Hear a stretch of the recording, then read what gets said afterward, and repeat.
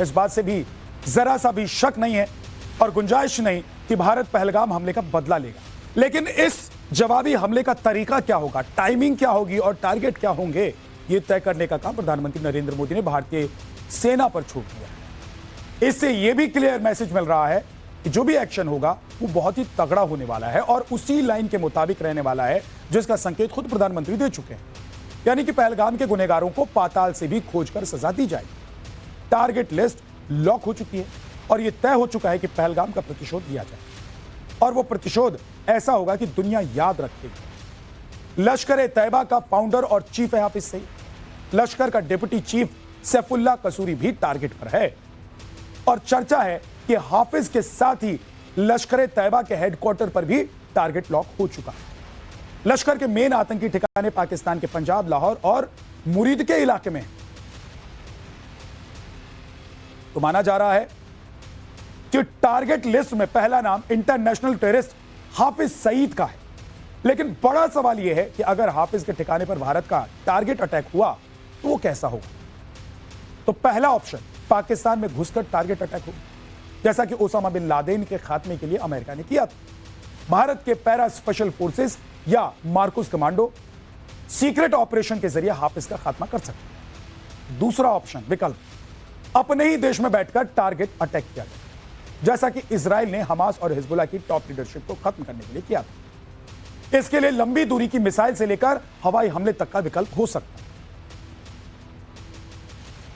तो अगर हमने फर्स्ट स्ट्राइक करनी भी है तो हम उस हिसाब से देखेंगे कहाँ हमारा टाइम है, कहाँ हमारी जगह है, कहाँ हमने कितना फोर्स इस्तेमाल करना है, ताकि हम और ये जो है पाकिस्तान के लिए एक निर्णायक लड़ाई होगी, पाकिस्तान का जो है खात्मा। भारत के आक्रामक तेवर और आतंकियों को धरती के आखिरी छोर तक ढूंढ निकालने की कसम ने लश्कर के आका हाफिज सईद की हवा खराब कर दी और वो सेफ हाउस में जाकर छिप गए। आम लोगों को ढाल बनाकर अपनी जान की हिफाजत चाहता है, लेकिन लाहौर में हाफिज सईद के सीक्रेट ठिकाने का पता चलने के बाद वहां हलचल बढ़ गई। फिलहाल लाहौर के आर्मी कैंटोनमेंट इलाके में ही हाफिज का ठिकाना है। मियां मीर कैंटोनमेंट इलाके में सेफ हाउस में है हाफिज सईद। 4 महीने से लाहौर में रह रहा top most terrorist Hafiz Saeed Pakistani फौज की निगरानी में। आतंकी हाफिज सईद पाकिस्तान आर्मी के रिटायर्ड एसएसजी कमांडो के सुरक्षा घेरे में है। 3 शिफ्ट में 24 घंटे हाफिज सईद के साथ कमांडोज तैनात। आतंकी हाफिज को पाकिस्तानी फौज ने 3 बुलेट प्रूफ गाड़ियां भी दी हुई। हाफिज के मूवमेंट पर पाकिस्तान आर्मी ने पूरी तरीके से रोक लगा दी, यानी कि वो कहीं नहीं जा सकते। भारत के मोस्ट वांटेड आतंकी और लश्कर-ए-तैयबा के संस्थापक हाफिज सईद के ठिकाने को लेकर एक बड़ी जानकारी सामने आ रही है। दरअसल हाफिज सईद का ठिकाना जो है वो बदला गया। पहलगाम हमले से करीब 4 महीने पहले ही उसे लाहौर के कैंट एरिया में शिफ्ट किया गया। उसे एक सेफ हाउस में रखा गया है और उसके आसपास पूर्व एसएसजी कमांडो का एक पूरा दस्ता है जो कि अत्याधुनिक हथियारों को चलाने में माहिर हैं। इतना ही नहीं, उसके काफिले में 3 बुलेट प्रूफ गाड़ियां हैं। हाफिज सईद का जो ड्राइवर है वो भी AK-47 जैसे हथियारों को चलाने में माहिर है।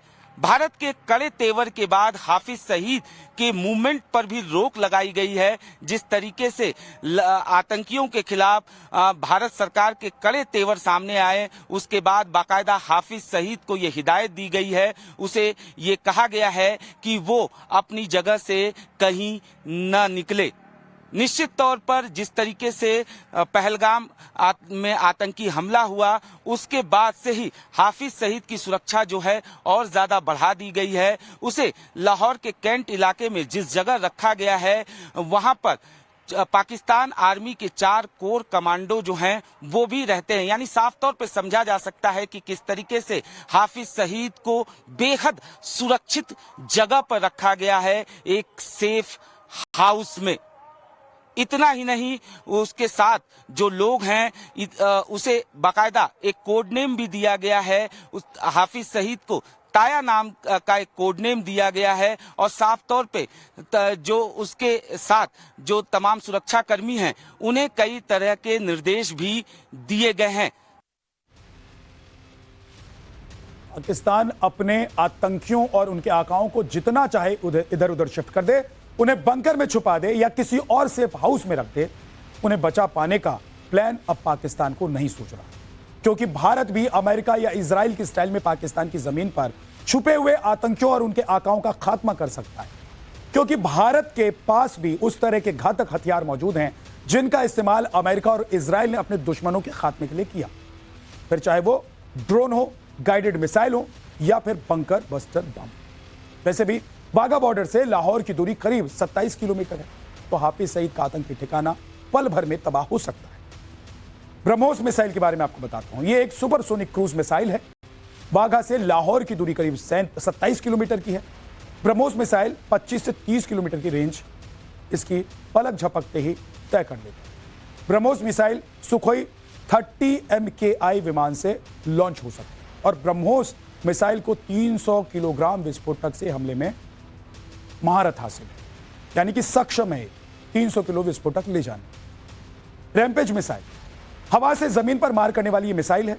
मजबूत बंकर को भी तबाह करने में सक्षम है। हाफिज किसी भी बंकर में छिपा हो, इसे हमले में दफ्न किया जा सकता है।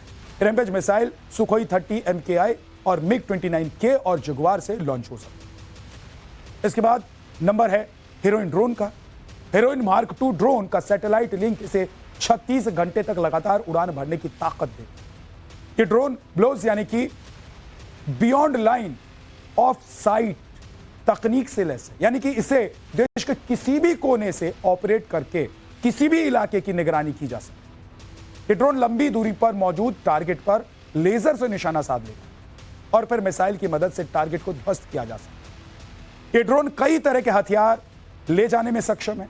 इसमें air to ground missile, anti tank हथियार और बम शामिल।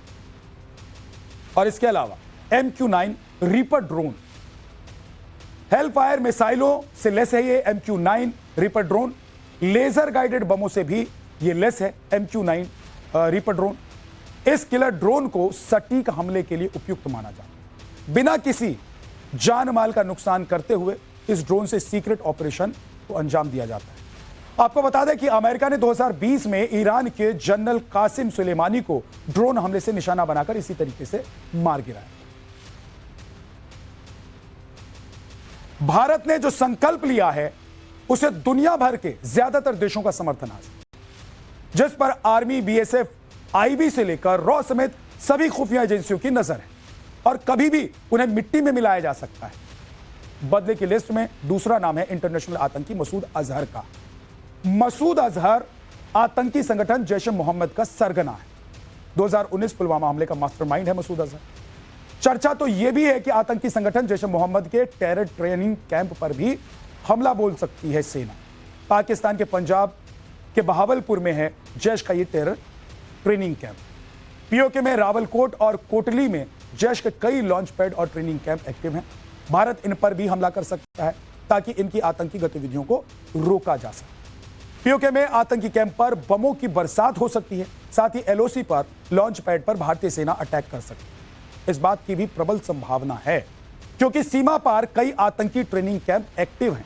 जिन आतंकी कैंप्स में हथियार चलाने, हमले की ट्रेनिंग दी जाती है, सूत्रों के मुताबिक पाकिस्तान अधिकृत कश्मीर में अब भी 17 आतंकी कैंप और 37 लॉन्च पैड एक्टिव है। और अब इंडिया इन कैंप्स को नेस्तनाबूद करके रहेगा। वो किस लिए, यह भी आपको बता देते हैं। नाम ISI, जो दुनिया की नजर में पाकिस्तान की खुफिया एजेंसी है, लेकिन असल में है क्या?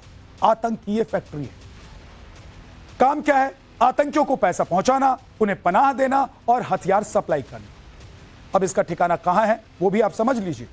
पाकिस्तान के इस्लामाबाद में ISI का हेडक्वार्टर है जिस पर इंडिया अटैक कर सकता है, क्योंकि कहीं ना कहीं पहलगाम आतंकी हमले के तार इस कसाई फैक्ट्री यानी कि ISI से जुड़े हुए। इसमें कोई दो राय नहीं है कि पाकिस्तान आर्मी भारत के खिलाफ आतंक का इस्तेमाल करती रही है।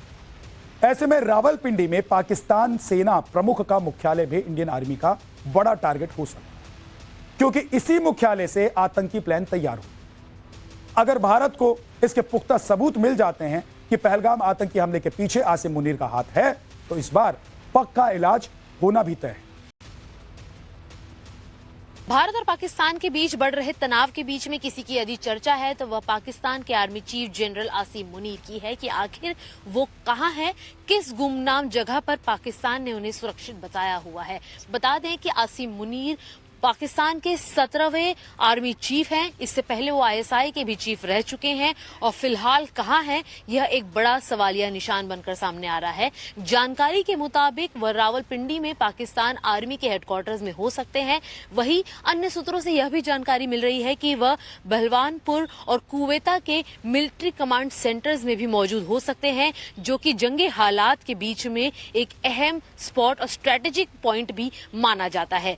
फिलहाल भारतीय सेना, भारतीय सुरक्षा एजेंसी भी जनरल मुनीर के हर एक कदम पर नजर बनाए हुए हैं। इस